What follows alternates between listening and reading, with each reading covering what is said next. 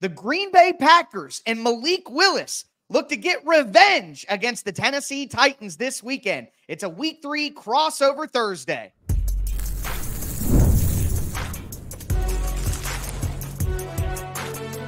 You are Locked On NFL Crossover, part of the Locked On Podcast Network. Your team every day. Football fans, welcome in to a Week 3 crossover Thursday. I'm Tyler Rowland from Locked On Titans, here with Peter Bukowski from Locked On Packers. Thank you for making Locked On Titans and Locked On Packers your first listen each and every day. Today's crossover Thursday is brought to you by PrizePicks. Go to prizepicks.com/LockedOnNFL, all lowercase, Locked On NFL, to win $50 instantly when you play $5. Pete, we have a juicy one this weekend with Malik Willis returning for the first time to the Tennessee Titans after being traded and after taking a lot of criticism in his first 2 seasons. That's going to be very interesting to see play out. On the other side, the Titans have completely choked their first 2 weeks of the season in really deja vu fashion at the end of the day. So a lot to discuss with this matchup. Again, thank you for making Locked On Titans and Locked On Packers your first listen each and every day. Both of us will have our game preview episodes on tomorrow's show, so make sure that you tune in to that. But Pete, I got to show some Southern hospitality here. I got to be the host of today's show with the Packers coming into Tennessee to take on the Titans. Obviously, Malik Willis, the run game, the way the Packers played last week against the Colts, it was pretty interesting. What's kind of the biggest story moving forward into Malik Willis's second game with the Packers? Yeah, I think right now the biggest story is, first of all, let's make sure it's Malik Willis because the Packers are leaving that door open. We heard on Wednesday morning that Adam Schefter reported locally that they expect the Packers to have Jordan Love a limited participant this week, that he will be questionable to play on Sunday, that they're leaving the door open for this opportunity. I don't think he's going to play. Let's I don't buy it. I don't buy it either. I think he's 50-50, but it's really like 45-55 not going to play. And I think getting that win over the Colts, which must have made Tennessee Titans fans pretty happy to see, the chosen son in Anthony Richardson go down the way that he did and look the way that he did against the Packers defense. But I think really the question is, what is the next evolution of this? How much can they evolve it in a week? I think 3 weeks, almost to the day since he arrived in Green Bay, he started and won for the Green Bay Packers. That's pretty remarkable. And what they were able to do, Ty, that week, I mean, you watch the tape, the unique run concepts that they were able to get in there, like single wing, old school, high school football stuff. Yes. We're going to come downhill and run at you. Is there more play action coming? Is there more passing game stuff coming? I think, to me, they're going to need to do more through the air to beat Tennessee, because I think Tennessee just has a better defense than Indianapolis. And can Malik Willis do it? That's going to be the big question. And then the other part of this, which I think dovetails into, I'm sure, something we're going to talk about because you have it in the graphic, is turnovers. The Packers lead the NFL in turnovers. They lead the NFL in interceptions. And you just, like, can you get Will Levis to make one more brain dead mistake than he might normally make, and then you can win the game that way? I think that's going to be the key here. And I can't wait to see, offensively and defensively, I think it's going to look different. And I think that's going to be a fun thing. So let me ask you this question, because obviously you look at what the Packers were able to do in the run game. They ran 53 times for 261 yards. You know, a lot of people took it as a slight at Malik Willis, and if that's the way you want to take it, then take it. But I announce high school football games on Friday nights. The team that I announce for runs single wing. And I'm like watching Malik Willis run some of these single wing plays that I see on Fridays. And I'm like, the Packers used a high school football game plan, and it worked very well. And you could take that as a slight to Malik Willis if you want, but that is the reality of what they did. The question for me becomes the passing game. So you look at Malik Willis's stats: 12 for 14, 122 yards, a touchdown, no interceptions, no sacks. I mean, he was very efficient. What were the Packers doing in the pass game to get him to that efficient performance? It's interesting because the answer is not a lot. Like, they didn't do anything crazy. It wasn't like they dialed up leak or some of these like specialty calls that they have in their arsenal. Sure. They did go with a cool version of that flood play off play action that everyone in the league runs, where you fake the outside give and you get that naked, where they had Romeo Doubs. It's basically on an over stop route, so that when Malik Willis gets to, he pumped to the tight end on that little slide route and then came right in behind him to Romeo Doubs. They actually ran that twice. But on third down, third and shorts, like the Titans have to be ready. They're going to run these spray outs. And that's something that Jordan Love does. Like that's not anything special in the offense. Right. Like on 3rd and 6, the Packers are just as likely to run a spray out with Jordan Love as they are Malik Willis, because he can make those throws. They saw him on the phone, a dot to Romeo Doubs, a dot to Dontavian Wicks, and the touchdown pass was an absolute dime to Dontavian Wicks anymore. He's got 6 the other way, Ty, and it's a touchdown for the Packers. So Zach Cruz, who covers the Packers for Packers Wire, charted it, and on 17 dropbacks, the Packers had an open receiver on 16 of them. So that tells you Matt LaFleur has been top 5 every single year he's been a head coach in open receiver percentage and wide open receiver percentage. They're on the puke ball play, which I'm sure Titans fans have heard about by now. Right. They had 3 guys open on that play, and Malik Willis was just like, I'm not trying to throw this ball with puke on it, which I totally respect. You could actually see if you watch the JT O'Sullivan breakdown, he wipes his hand on his towel after he gets the ball because he realizes, oh no, there's puke on this ball. So as long as he can avoid puking, it's probably going to be warm in Nashville, right? As long as Josh Myers can avoid puking on the ball, I do think that this passing game can do some things. But that's what's interesting, because this is a much better passing defense than I think that they get credit for, not just because of the offseason moves that they made. Jeffrey Simmons is an animal. I like the Quandre Diggs signing. I like the improvements that they made in the secondary. I expect them to play more disciplined, to create more pressure than the Colts and the Eagles were able to do. And so that puts more pressure on Malik Willis to make these plays. Absolutely. Well, Malik Willis always had good arm strength. Like if the wide receivers open, you talked about this on my show. Like he had the talent to drive these throws to the outside the numbers. Do that. That's so. Again, you got to give credit to Matt LaFleur for an incredible game plan. Talking about pass defense, you talk about the Titans. I want to ask about the Packers. The Packers get 3 interceptions on Anthony Richardson, like you said, leading the NFL in turnovers forced right now. What exactly is happening with the Hafley defense that's allowing them to get all these turnovers? So here's the funny thing, Ty. I don't think we know yet, because all summer we heard about this attacking style of front, this 49ers style, where it's just fly up the field, it's create disruption. Nicholas Petit-Frere learned about it Sunday against the New York Jets when he set a Next Gen Sports record in pressures allowed. 13 pressures given just to just debited. I'm not even going to say credited to, debited to Petit-Frere. That's pretty rough. But the Packers against Jalen Hurts and Anthony Richardson were playing heavy contain rush on the outside. Like those guys not flying up the field at all. And it's hard for someone like Rashawn Gary. He wants to run through your face every rep, and he's got the power to do that. But every once in a while, he'll mix in an inside move and rip inside. Every once in a while, he can run the hoop because he's got that explosive first step where he can beat you to the outside. Well, if someone as good as Lane Johnson knows that the only thing you're going to do all game is try and run through him, he's going to handle that. And so I think there's been some wailing and gnashing of teeth over the pass rush. And Jeff Hafley has been the first guy to say, look, we like what they've been doing. We like that they've been playing gap and lane integrity as pass rushers, because they didn't allow Jalen Hurts to beat them with his legs. They didn't allow Anthony Richardson to beat them with his legs.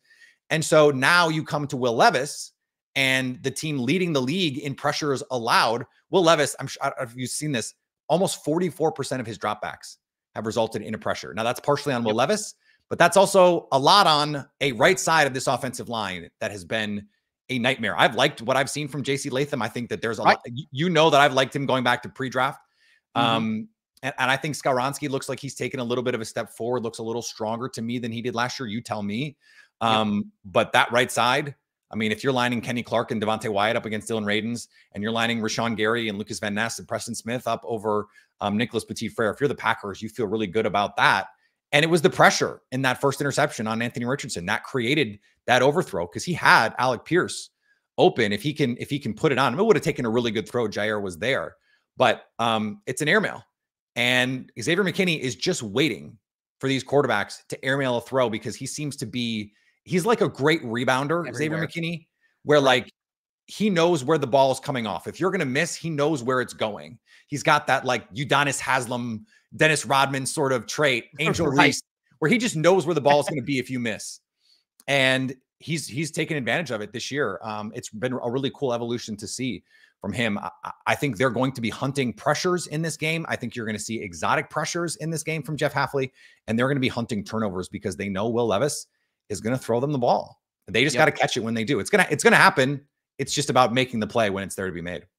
Honestly, Pete, I would take just a regular old throw interception compared to some of the turnovers we've seen from Levis in the first 2 weeks. Well, okay, wait. I know we're gonna talk about this, Ty. Which one was worse, the fumble in the red zone last week or the pick six in week 1? I'll answer that question next.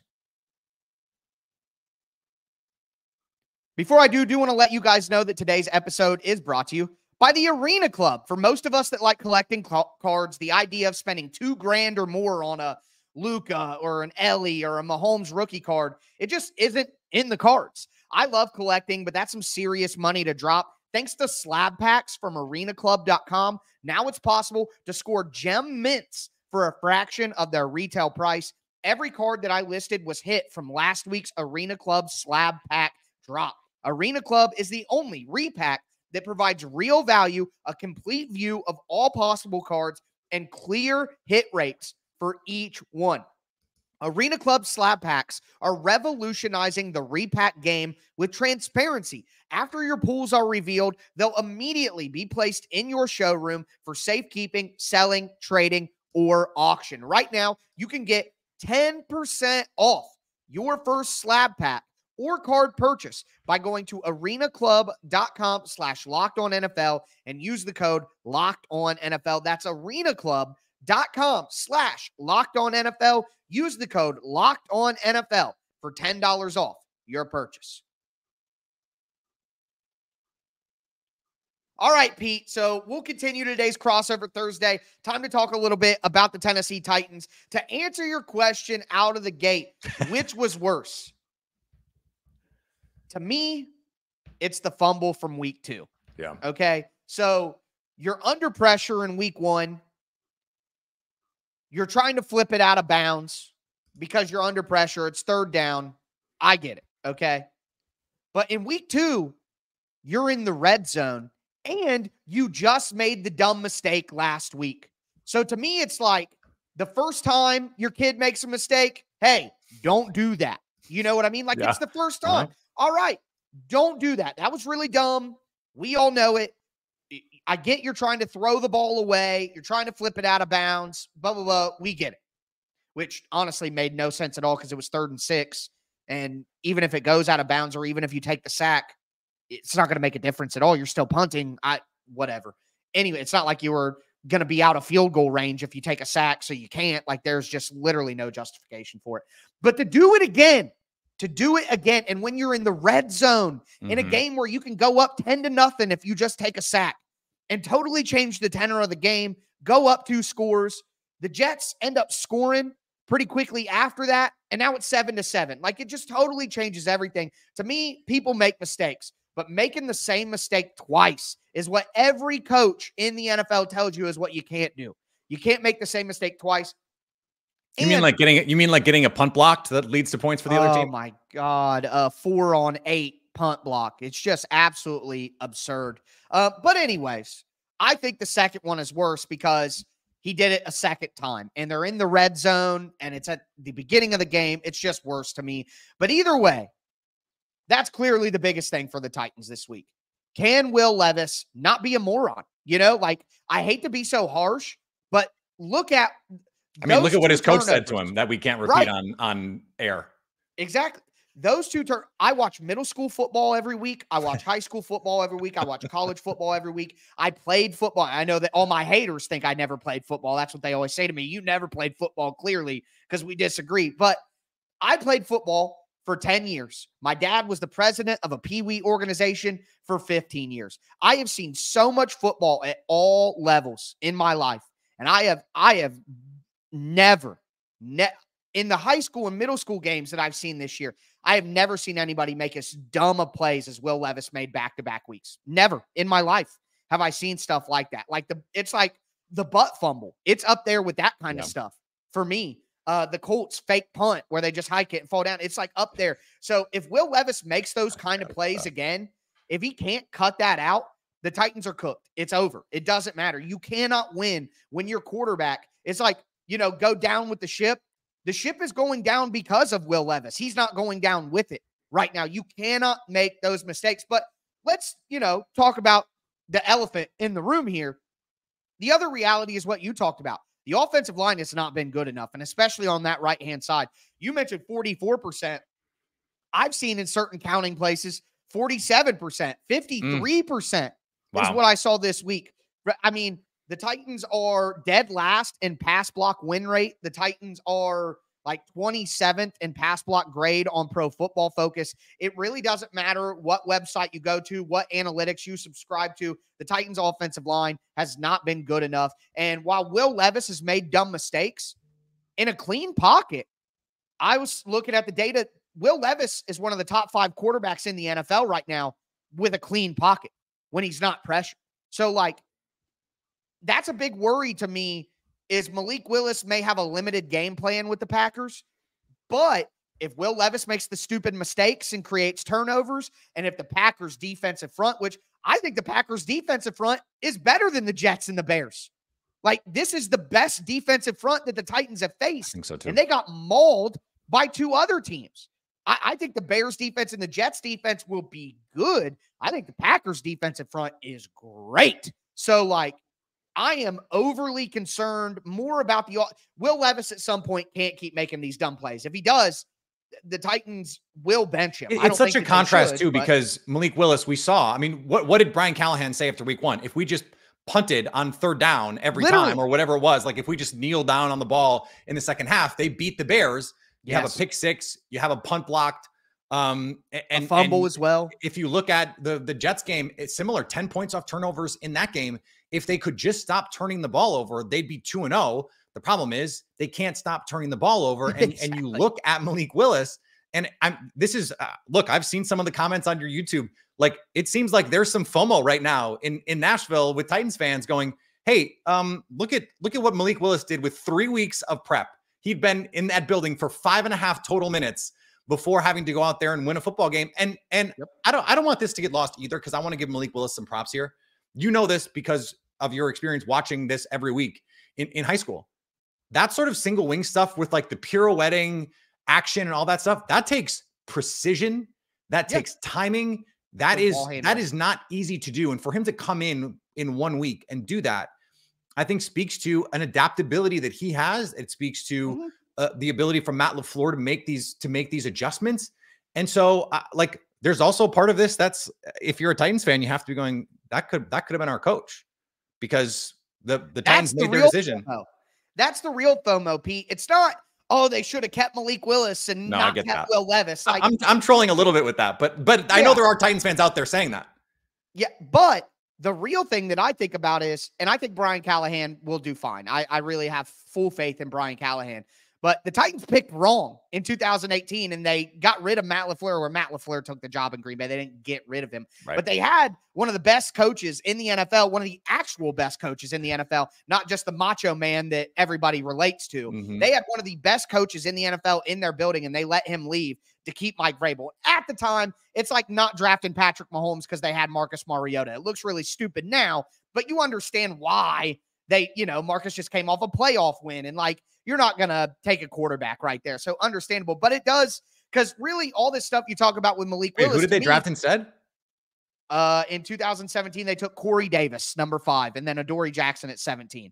But they were never taking a quarterback there. So whatever. But really, I just think a lot of credit needs to go to Matt LaFleur. And the thing is with that in mind, the Titans, I think, have a better defense. Way better defense than the Colts, in my opinion. Better defense than the Eagles as well. The Titans are the best defense the Packers have faced so far. Agreed. But Matt LaFleur is going to have an excellent, excellent plan. And that's why on the defensive side of the ball, The Titans have to create turnovers. They have to turn over Malik Willis. He's been a turnover machine when he was with the Titans. If they can't do that, they're not winning.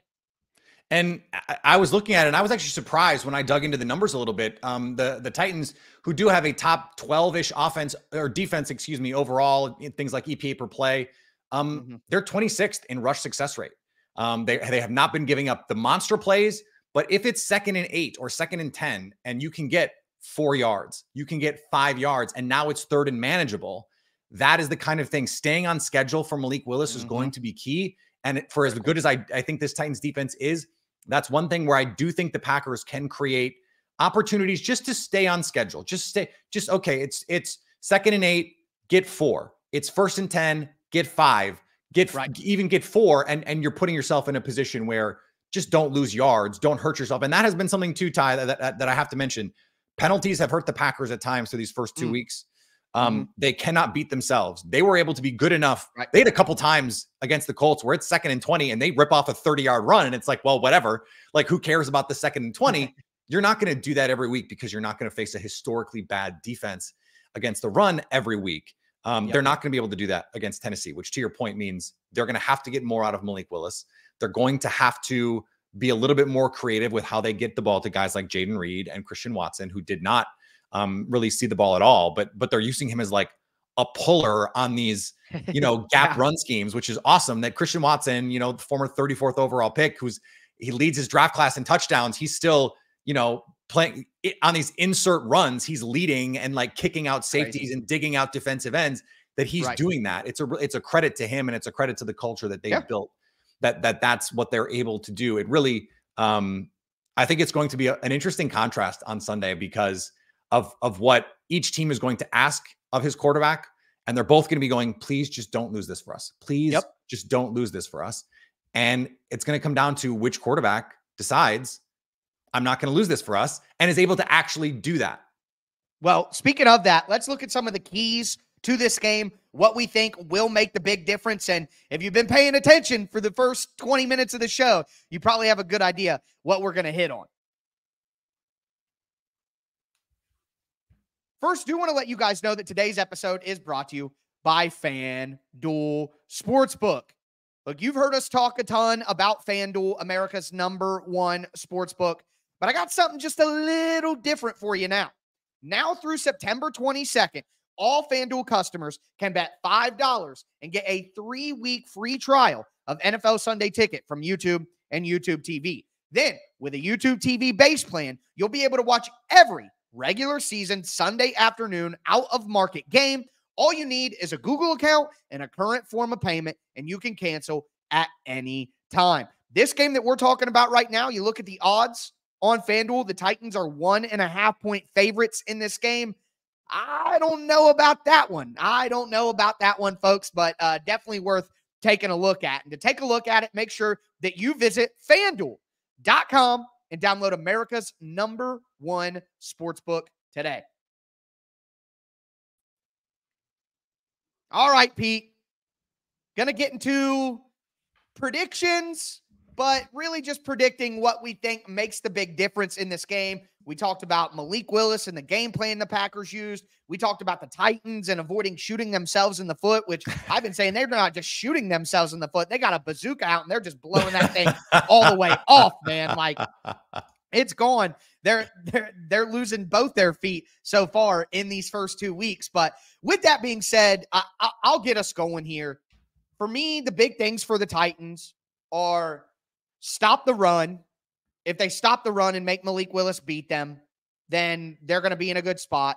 They have to find a way to win the turnover battle. The Titans have lost the turnover battle significantly in the first 2 weeks. The Titans have not forced a turnover on defense yet. You cannot win that way.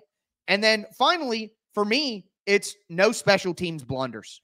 The Titans can't afford to give the Packers a kick return or a big punt return to help out their offense. They can't afford to have a punt blocked for a third time in a row, which hasn't happened since like the 1930s. All right. They can't afford to make big special teams blunders. And honestly, I think there's going to be a lot of field goals in this game. The Titans can't afford to miss a field goal either. So the Titans have to be the better team on special teams. So stop the run, win the turnover battle, don't blow it on special teams. those are my 3 keys to victory for the Titans. What are you looking for the Packers side?